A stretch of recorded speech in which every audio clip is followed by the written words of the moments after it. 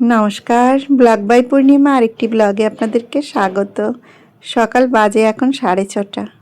আজ দেখুন বাইরেটা কিন্তু একদম পরিষ্কার আর ওয়েদারটাও ভীষণ ভালো।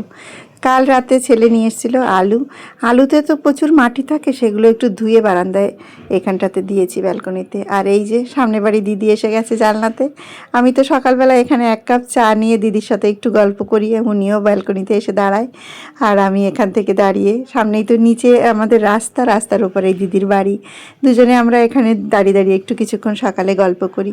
ওনারও ভীষণ সময়টা কেটে যায়, একা একা ভালো লাগে না, কথা বলতে পারে না। এই সকালটা আমার সঙ্গে একটু কিছুক্ষণ গল্প করে, আমিও এখানটায় দাঁড়াই একটু ফুল গাছের মধ্যে, বেশ ভালো লাগে। তো এই আলুগুলো ধুয়ে দিয়েছিলাম, আলুগুলোতে তো মাটি থাকে, একটু ধুয়ে শুকিয়ে দিলে ভালো লাগে। আর এই দেখুন আমের আঠিগুলো তো সব শুকোতে দিয়েছি, আর এখানে কিছু আশফল, সেগুলো আশফলের দানা, সেগুলোও শুকোতে দিয়েছি। আর আমি কালকে ভিজিয়ে রেখেছিলাম কিছু কলার খোসা, কলা খেয়েছিলাম, কলার খোসাটা না ফেলে ভিজিয়েছি। আর এই যে বেলফুল গাছে যে ফুল ফুটেছে, এই বেলফুল গাছে এই কলার খোসার জলটা দেব। এখানে টুকটাক যে গাছগুলো আছে, এই গাছগুলোতেই এই কলার খোসার জলটা দেব, তাতে করে একটু খাবারও পেয়ে যাবে। কলা তো আমরা সব সময় খাই, সেই কলার খোসাগুলো ফেলে না দিয়ে এইভাবে যদি একটু গাছে দেওয়া যায়, তাহলে গাছের দেখুন দেখতেও কত সুন্দর, গাছের গ্রোথও বেড়ে যায়, খাবারও পেয়ে যায়। এই স্নেক্স প্ল্যান্ট গাছগুলো ছিল আমার ঘরের ভেতরে, সেগুলো একটু বাইরে বার করে দিয়েছি। এখানে রোদ আলো পায় বেশ, বৃষ্টির জলও আসে, হালকা রোদের আলোটাও ঢোকে, তাতে করে গাছগুলো একটু ভালো হয়ে উঠেছে। আর জানলাতে কিছু গাছ রেখেছিলাম, সেগুলো এখন অতটা ভালো নেই। আর এই দেখুন বুদ্ধ জুঁই গাছটাতে কি সুন্দর ফুল ফুটেছে। যখন ছাদ বাগানে নিয়ে গেছিলাম তখন অনেকটা খরা ছিল, তারপরে আমি এই বারান্দায় এনে রেখেছি। আর এইটা ছোট্টও ছিল, এই যে মানি প্ল্যান্টটা বেশ বড় হয়ে উঠেছে। আর এই যে কয়েন প্ল্যান্ট গাছটা তো একদম নষ্ট হয়ে গেছিলো, আবারও বেঁচে উঠেছে। তা এখন চলে এসছে একদম ছাদ বাগানে, কিছুটা চাল ধোয়া জল ছিল। তা আমার তো আঙ্গুলটা একটু অসুবিধা হয়েছে, ক্র্যাক হয়ে গেছে আঙ্গুলে, সেই কারণে আমি গাছের পরিচর্যা একদমই করতে পারছি না। তার মধ্যেও তো কিছুটা তো করতেই লাগে, তা না হলে গাছগুলো আমার সব নষ্ট হয়ে যাবে। তা আঙ্গুলটার জন্য সত্যি খুব কষ্ট হচ্ছে, তাই জন্য অনেক কদিন এই আঙুল নিয়ে ভুগছি, প্রায় 1 মাস হয়ে গেল, 1 মাসের বেশি হয়ে গেল। তো এখন এই যে গাছগুলোতে একটু খাবার দিয়ে দিলাম। এই যে চাল ধোয়া জলটা তো আমি কখনোই ফেলি না। দেখেন কত বড় একটা ডাঁটা, গোড়াটা কত বড়,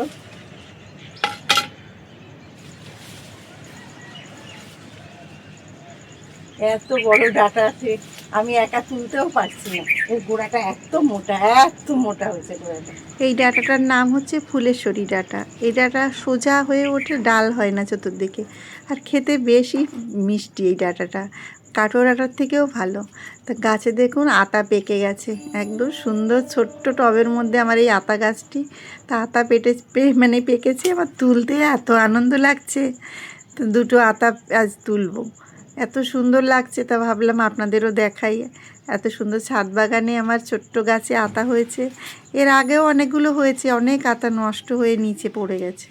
তো এই আতাটা একদম গাছ পাকা আতা, 2টো আতা, এই 2টো আতা আজ তুললাম, মেয়ের জন্য নিয়ে যাব। আর মেয়েটা আতা খেতে ভীষণ ভালোবাসে, বাজার থেকে কিনে আনা নিজের ছোটো গাছে। এই দেখুন ছোট্ট বালতিটার মধ্যে আমার এই গাছটি, আতা গাছটি। তো এই যে 2টো আতা আজ তুললাম, আরও কয়েকটা আতা রয়েছে। আর এই যে বরবটি হয়েছে, কদিন একটু বৃষ্টির কারণে দেখুন গাছগুলো আবার একটু সতেজ হয়ে উঠেছে। না হলে কলকাতায় বেশ কিছুদিন ধরে এত গরম ছিল, গরমে আমার সমস্ত ছাদ বাগানের গাছগুলো পুরো ঝলসে গেছিলো, তাতে করে একদম গাছ এগুলো নষ্ট হয়ে এসেছিলো। তো এখন বৃষ্টির জল পেয়ে আবারও দেখছি বেশ একটু ভালো হয়ে উঠেছে। আর এই যে বরবটিও বেশ ধরতে শুরু করেছে, তা বেশ কিছু বরবটিও তুলে নিচ্ছি। আর এই ছাদ বাগানের সবজি সত্যি, এতে তো কোনো সার নেই, খেতে কিন্তু খুব সুস্বাদু। তাই জন্য আমি এই ছাদ বাগানে একটু সবসময় একটু চাই নিজে হাতে গাছ লাগিয়ে একটু অর্গানিক খাবার খাওয়ার। বাজারের থেকে যেগুলো আনি সেগুলো তো সব সার দেওয়া।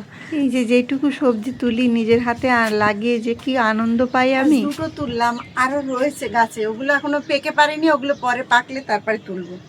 এই যে এটা পেকে গেছে, এটা আজ না তুললে পুরো ফেটে নিচে পড়ে যেত। এর আগেও এরকম হয়েছে যখন, তখন আমি এরকম তুলতে পারিনি, ফেটে নিচে পড়ে গেছে, দেরি হয়েছে তুলতে।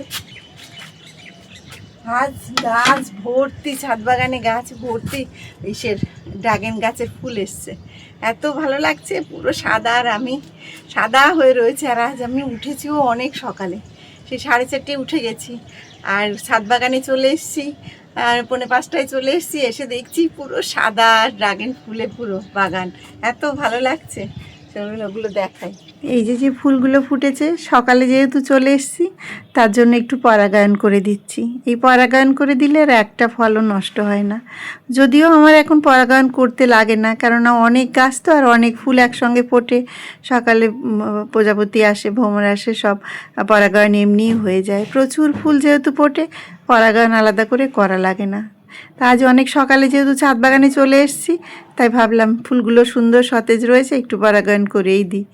হ্যাঁ, যাই হোক, অনেকগুলোই গাছে আজকে ফুল ফুটেছে, দেখে মনটাও বেশ ভালো লাগছে। সকাল সকাল ছাদ বাগানে এসেছি, ওয়েদারটাও সুন্দর লাগছে। তা আজ বেশ কিছু মোটামুটি তুলে নিলাম, যা তুললাম এখন এগুলো নিয়ে যাই। আর এই যে টাটকা টাটকা কুমড়ো ফুল তুলেছি, কুমড়ো ফুলগুলো এত সুন্দর, এগুলো দিয়ে বড়া খেতে বেশ ভালো লাগে। তো সব কিছু নিয়ে এখন যাই, চলুন নিচে যাই। মেঘলা মেঘলা আকাশ, এখনও রোদ ওঠেনি। সব নিয়ে এখন নিচে যাই। অনেকগুলোই সকালে সবজি তুলে নিলাম, ফ্রেশ ফ্রেশ সবজি। তো সব কিছু নিয়ে এখন নিচে চলে এসেছি। এখানে কয়েকটা বরবটি আছে। তো আজকের মতন ব্লগটি এখানেই শেষ করছি। বাই।